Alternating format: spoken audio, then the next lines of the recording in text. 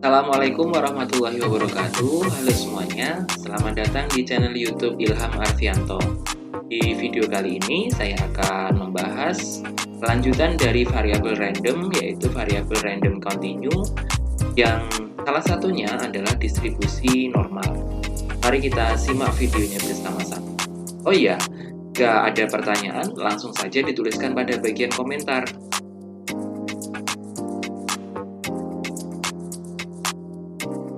Variabel random continue. Jika kita ingat kembali, ada beberapa jenis variabel random, yaitu discrete dan continue. Yang discrete sudah kita bahas di video-video sebelumnya. Sekarang kita akan membahas tentang variabel random continue.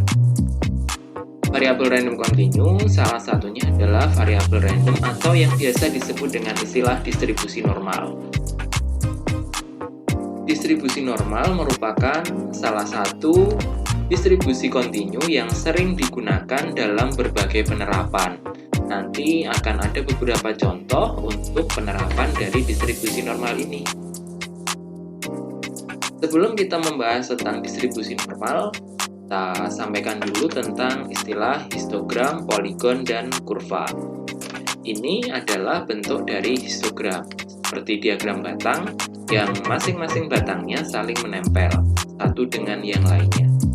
Jika titik tengah dari histogram ini kita hubungkan, maka yang terbentuk adalah garis yang berwarna merah ini yang kita namakan dengan poligon frekuensi atau biasa disebut dengan istilah poligon saja. Jika poligon ini kita lihat bentuknya masih patah-patah atau ada sudut-sudutnya. Bentuk poligon ini jika diperhalus atau jika kita hilangkan sudut-sudutnya berbentuk seperti garis yang berwarna biru. Inilah yang kita namakan dengan kurva.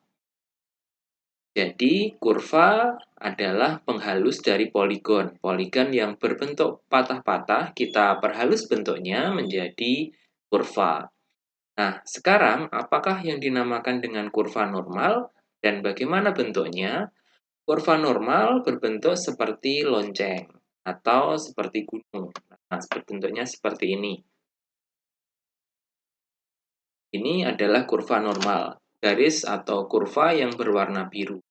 Jika kita lihat, bentuknya simetris dengan bagian tengah lebih tinggi dari bagian yang ada di samping kanan maupun yang ada di bagian di samping kiri.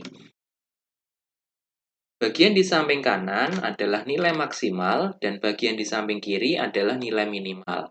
Jadi, misalkan kita andaikan dengan penyebaran nilai pada suatu kelas, misalkan nilai yang tengah ini adalah nilai rata-rata atau nilai modus, sementara nilai yang di sebelah kanan adalah nilai tertinggi, dan nilai yang di sebelah kiri atau paling kiri adalah nilai terendah. Naik turunnya kurva menunjukkan frekuensinya. Kita lihat di sini frekuensi maksimal sedikit sekali, semakin mendekati nilai tengah, nilainya semakin besar. Jadi, yang memperoleh nilai maksimal sangat kecil atau kecil, yang mendapatkan nilai sedang atau yang ada di tengah, ini nilainya besar atau frekuensinya besar, dan yang memperoleh nilai kecil atau minimal ini frekuensinya sangat rendah sekali. Jadi ini adalah bentuk dari kurva normal. Misalkan yang memperoleh nilai minimal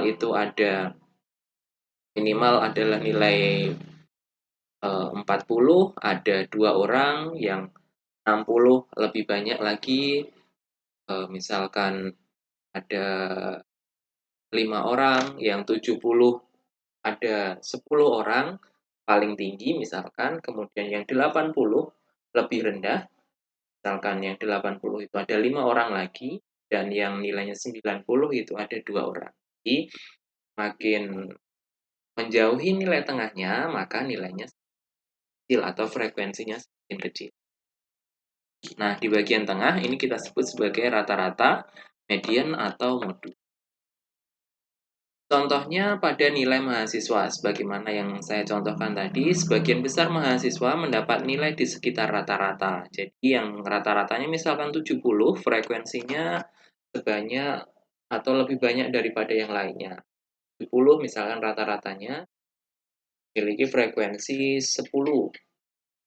Sangat sedikit mahasiswa yang mendapat nilai bagus atau nilai maksimal. Yang sangat bagus misalkan nilai 90 hanya ada 2 orang. Yang sangat jelek juga sangat sedikit, yaitu hanya 2 orang. Tinggi di atas, di kanan dan di kirinya rendah. Itu yang dinamakan dengan kurva normal. Fungsi densitas atau fungsi untuk distribusi normal ini dirumuskan dengan dua parameter, yaitu parameternya adalah rata-rata atau mu dan simpangan bakunya adalah sigma. Fx sama dengan seper sigma akar 2pi pangkat negatif setengah kali x min mu dibagi dengan sigma kuadrat, di mana untuk nilai x ada pada rentang negatif tak hingga sampai dengan. Ini adalah fungsi densitas dari variabel normal.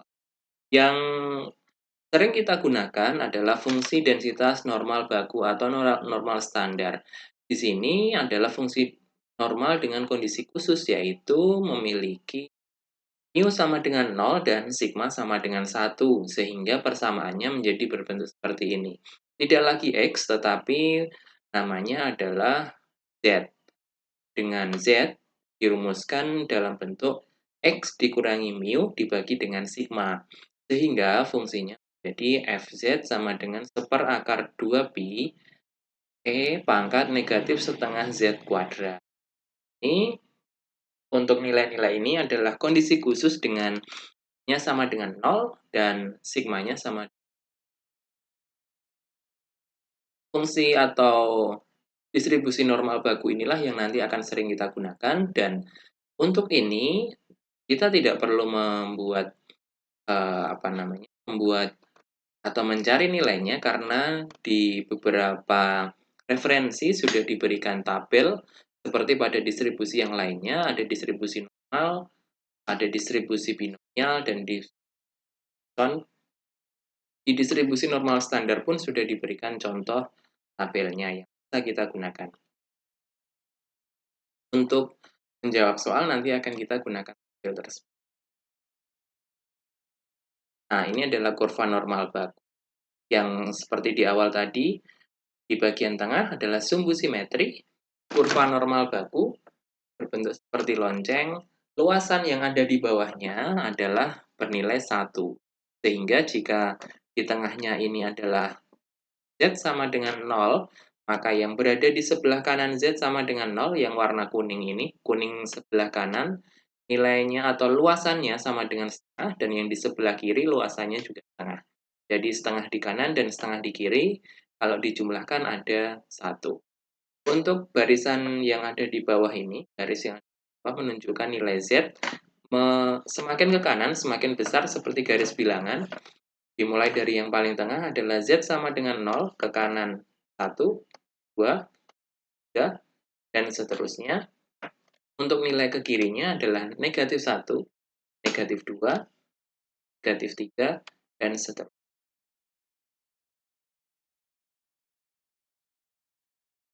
Itu adalah contoh atau bentuk kurva normal baku yang akan kita pelajari pada video selanjutnya. Sekian dulu untuk video kali ini. Untuk cara menggunakan atau cara mencari tabel, menggunakan tabel untuk mencari luasan di bawah kurva normal akan kita bahas di video. Terima kasih, jangan lupa menonton video selanjutnya. Assalamualaikum warahmatullahi wabarakatuh.